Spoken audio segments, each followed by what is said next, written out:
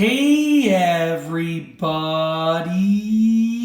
I'm here today to show you and tell you how to type without looking. And this will be the easiest tutorial, so let's get right into this instructional tutorial video.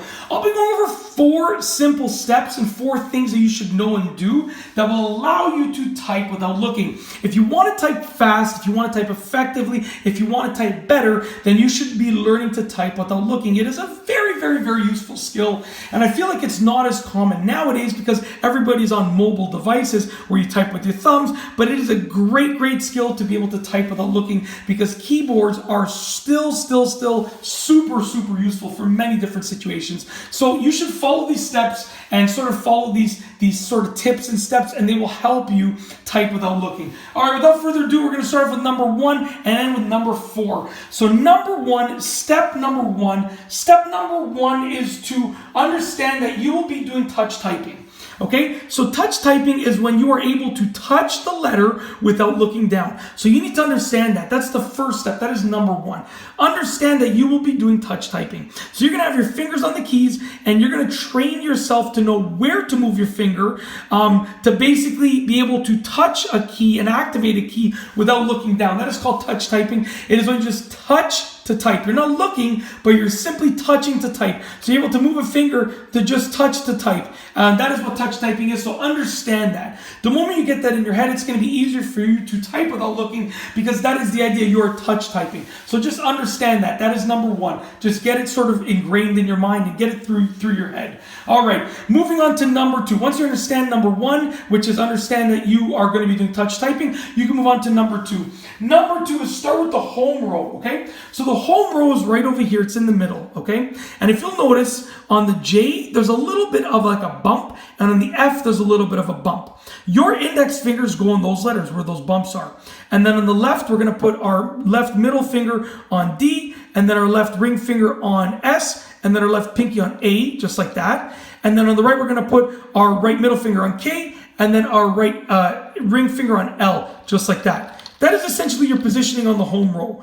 You need to just start here. So this is where you start. This is where you train your fingers to go here. So what you want to do is you want to be able to just drop your fingers down on those keys just very quickly and accurately. You don't want to be pressing all the keys at once. Just accurately be able to just drop your fingers down. And not necessarily press on the keys, but just place them in position. And those little nudges on these keys right here will allow you to know that you're on the home row. So train your fingers to just get comfortable on the home row, just like that, okay? And your keyboard might be different, so you got to train your fingers to go on those keys on the home row with your keyboard. Maybe you have like a bigger bottom or maybe you have bigger sides, whatever the case is, it just might be different. So train your fingers on your own keyboard to just be able to just go on the home row, just like that. Just get them on the home row.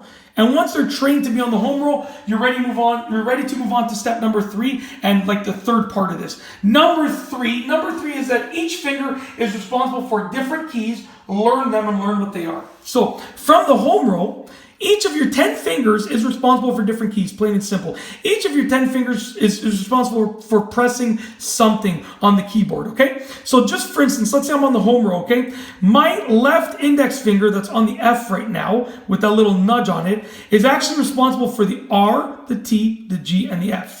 Okay, so you're going to train your fingers and learn what each key it is responsible for. So learn what keys each of your fingers is responsible for, and then train those fingers to go to those keys. So I would train my left index finger to do R, T, and G. Now look at what I'm doing. I'm going back to the home row after each one. You're returning back to your home row position after each one.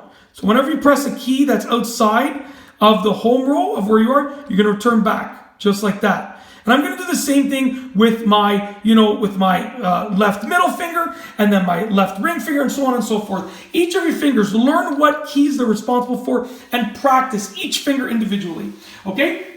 Once you have that down pat in terms of knowing what each finger is responsible for and practicing each finger individually, and then you can practice with your fingers as a whole, like going like left index finger to right middle finger and just like switch it up. Don't always go in the same order. So maybe you want to practice your left index finger and then your right middle finger, right? Maybe you're doing your left ring finger and then your right index finger. Maybe you're doing your right ring finger and then your left pinky. Whatever the case is, you're just going to practice as much as you can, moving the fingers around the keyboard to the keys that they are associated with. Once you're done that, you can move on to the final thing, which is number 4. Number 4 is once you've learned all the basics, number 4 is to practice a lot. Start small and slow and then work your way to like bigger and faster. So for instance, you want to essentially get your fingers on the home row keys where they belong, okay? And then you're going to start small and slow. So let's say I'm going to type dad. Dad would be this, D-A-D, just like that. D-A-D, D-A-D, and practice over and over, just like that. Builds a rhythm, okay? Very simple. Then you can practice something like and. So and is going to be A-N-D, just like that. A-N-D, okay? A-N-D. And you see I'm moving my finger back, A-N-D, A-N-D.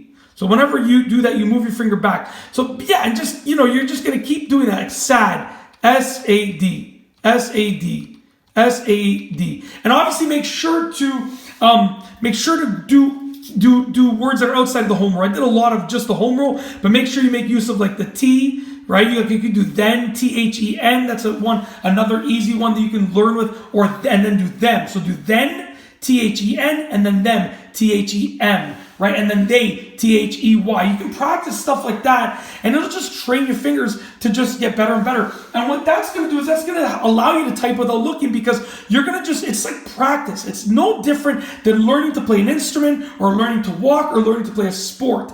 It is just practice. You need to learn the basics. That is essentially steps 1 through 3. Understanding what's happening and learning the basics is steps 1 through 3.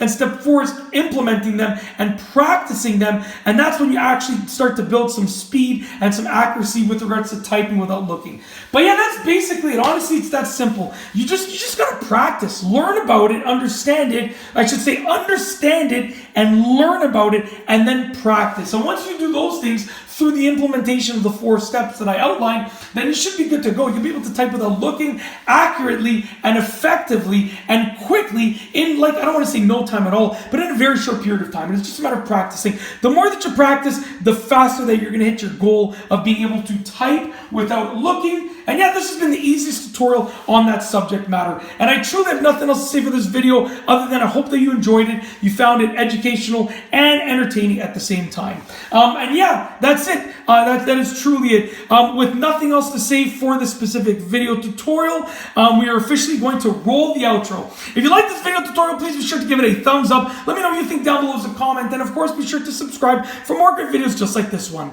And that's all I have for you today. Thanks for watching.